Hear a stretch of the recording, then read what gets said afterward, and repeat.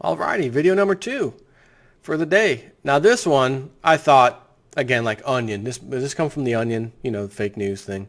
They do a great job, by the way, at the Onion. Sometimes you're looking at like, did that really happen? Is that really a session in Congress? And no, it's the Onion. Oh my gosh, okay. Thank goodness, because that was horrible. And then you look around and say, wait a minute, there's actually more horrible things that our Congress actually does vote through, like, Obamacare, the National Defense Authorization Acts, I don't know, the Patriot Act, things like that. Before I start, though, I'd like to bring to your attention, if you haven't already seen, Bitcoin USD, $997. However, it broke through 1,000. It broke through 1,000, literally the middle of the night, New Year's Day, Eve, if you will, and then into the day. So, as Bix Weir said, he said, I think we will see $1,000 Bitcoin before the end of the year. And I want to say it was actually technically the first of the year before it actually hit, but damn it, that does not matter. Bix, you got it. Let's not forget, what does Webbot say now? I believe we should wait for a pullback at some point in the very near future to around 888 or so. That number kept coming back up. And then to go back up. But silver and gold should start going up noticeably in the near future. The problem is I don't know what that means near. How near? Months? Weeks? I don't know. It's just what the data said. So we'll be keeping an eye on that. Of course, I will be keeping you informed. On to this article. And I thought, this isn't real. Again, come on. The EPA, Obama's EPA, which he's trying to shove down a bunch of regulations I just read today as fast as he possibly can, which obviously Donald Trump will undo in a heartbeat. But nonetheless, if there's a place that needs to burn wood for heat, purely for heating purposes, which state in America would need it the most? Ding, ding, ding, ding, ding. Correct. Anonymous subscriber. Correct. You nailed it. Alaska. Having said that, EPA, Alaskans need to stop burning wood in the winter. Pardon me? The New York Times reports that the EPA, or Environmental Protection Agency, could soon declare the Alaskan cities of Fairbanks and North Pole, which, by the way, I'll be honest with you, I don't have to share this idiocy with you, if you will, but I know, I've heard of the North Pole, clearly. I know the North Pole. I didn't actually realize there was a city in Alaska called North Pole that essentially references the North Pole. But I just learned that reading this article. I was like, oh, no kidding. Anyways, New York Times reports the EPA could soon declare the Alaskan cities of Fairbanks and North Pole, which have a combined population of about 100,000 people, in serious noncompliance of the Clean Air Act early next year. Now, stand by. Google Clean Air Act. Wikipedia, I guarantee you come up first, which it did. The Clean Air Act is a United States federal law designed to control air pollution on a national level. It is one of the United States' first and most influential modern environmental laws, and one of the most comprehensive air quality laws in the world. As with many other major U.S. federal environmental statutes, it is administered by the EPA in coordination with state, local, and tribal governments. Its implementing regulations are codified at 40 CFR Subchapter C. I always talk about subsection C is my favorite. Parts 50 through 97. So we have the 1955 Air Pollution Act. First federal legislation to actively pertain to controlling air pollution was the Clean Air Act of 1963. And of course they changed some things, add some regulations, change this. Major amendments to the law happened in 1970, 1977, and 1990. But there are also some other ones.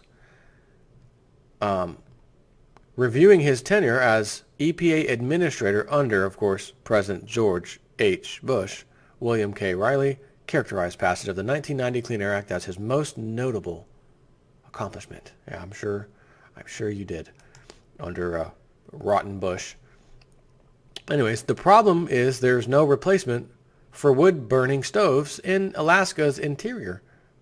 Heating oil is too expensive for a lot of people, and natural gas just isn't available. So they've got to burn something. The average low temperature in Fairbanks in December is 13 degrees below zero. In January, it's 17 below zero. During the coldest days of winter, the high temperature averages minus 2 degrees. And it can actually get as cold as minus or negative 60. This is not a place where you play games with the cold. If you don't keep the fire lit, you pretty much die. This, of course, is a ridiculous situation. The EPA has no business telling Alaskans they shouldn't burn wood to keep warm in the depths of winter. For one thing, concern over air pollution from wood smoke is misplaced. The high levels of particulate matter in places like Fairbanks in January are not the same thing as smog in Los Angeles. The problem with the EPA bullying the people of Fairbanks about their wood stoves is that the federal government thinks this is a problem that can be solved. What would the EPA have Alaskans do? Use solar panels to heat their homes in the winter? Right. You know, the same place that has hardly any sunlight as it is. Well, what else would you expect from a bunch of what they call snooty, I'd probably use a different word, bureaucrats in Washington, D.C.? There is much of these comfortable know-it-alls don't understand about life outside the city. And yes, they do think you can simply use solar panels and wind turbines and make enough electricity to heat your home under Arctic conditions because there's actually that ignorant of reality. I'm sure they'd point to the research stations in Antarctica and ask how they stay warm without wood to burn. They'd point to solar panels on the roofs. Those solar panels barely make enough energy to run the electronics during summer. But during the long night of winter, they need diesel generators to keep the lights on. Not only that, I got a question. You know, winter, in Alaska especially, snow falling. What happens when the snow falls and covers your solar panels? Assuming for some reason you had a lot of daylight anyways. Right, yeah, exactly. The scientists survive because every month a C-130 plane lands outside on the airstrip loaded with tanks of propane and drums of diesel paid for by the governments that maintain these outposts. That's not possible in the widely scattered villages that dot the deep woods of Alaska, where you'd be hard-pressed to even drop supplies by parachute, which is why they don't. They have to land the damn plane to get the stuff off there. And it's no small plane. It's a freaking C-130. And who's going to pay for that, even if it were possible? Some of these folks literally live a hand-to-mouth existence. Hunting isn't a hobby. It is a necessity. If you don't kill a couple of moose or other big game animals before you get snowed in, you're going to starve. And if you don't have enough wood cut and stacked outside, you're going to freeze to death. This is why the Democrats lost the election. They've become divorced from anything outside the sliver of urban centers along the east and west coasts. Not only are they oblivious and unaware, they don't even care. Not their problem, or so they thought. A lot of these nonsense environmental regulations need to be rolled back under Trump, and if the bureaucrats at the EPA don't like it, they'd best start looking for new jobs. After all, they're probably going to get massive golden parachutes as they leave. I mean, isn't that how it always works? Hey, we're going to come in and bail out Freddie Mac, Freddie Mae. Otherwise, they'd be insolvent and go bankrupt. And by the way, you're the head of that. You guys can, you're going to retire next year? No problem. Take your gigantic $100 million, bonus payout on your way out, because you did a great job. You ran this company to the ground, and we like to reward people in this country that when you run things into the ground and then the government comes in, you get handsomely rewarded for it. Kind of like what was her name from the IRS who was cracking down on the Tea Party groups, wouldn't allow them to have 501c3 status. What was that stupid lady's name? On the tip of my tongue, and I cannot think of it. She got to leave with her golden parachute, pension, retirement, health care. Not guilty, nothing guilty found. We did an internal investigation. No misappropriation, no nothing. Sure.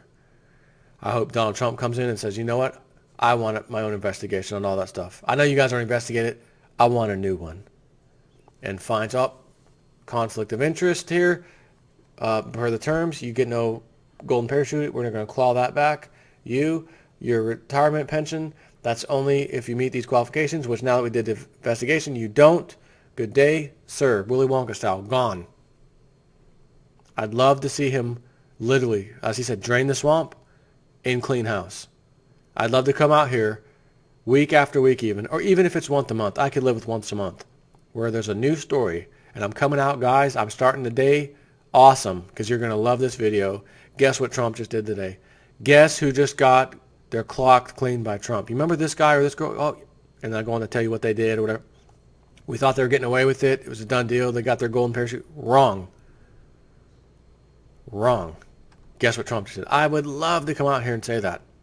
I got a sneaky suspicion I'm not going to. He's going to be real busy. He's going to be real busy with other things. I just don't think there's going to be too much effort put on going back and investigating. People. I read this article yesterday that said, sources say, someone familiar with the matter, that Trump is warning Obama, if you keep getting in my way and messing with me right now, I'm going to start investigating some of your past stuff. And I'm like, well, that would be interesting. Let me see his tweet. Never tweeted it. Someone familiar with the matter said he said that. Oh, who's that someone? Don't know. Start searching for certain phrases that are in this article, and the only site that comes up is that one site. And I did find a few other sites repeating the same garbage that pointed back to the main site. So I did not even send that link to myself to do a video on because as far as I'm considered, it is hogwash. I would love for it to be true because I'd love to come out here and tell you, oh, guess what Mr. Trump said to Mr. Obama if he doesn't back off. This, Russian sanctions on something. He said he's going to, which to me means, oh, he may look in his birth certificate. Hint, hint. But again, never happened. One site reporting it. Sources say nonsense. If you happen to hear that recently, it's garbage. On to my final video. Take care.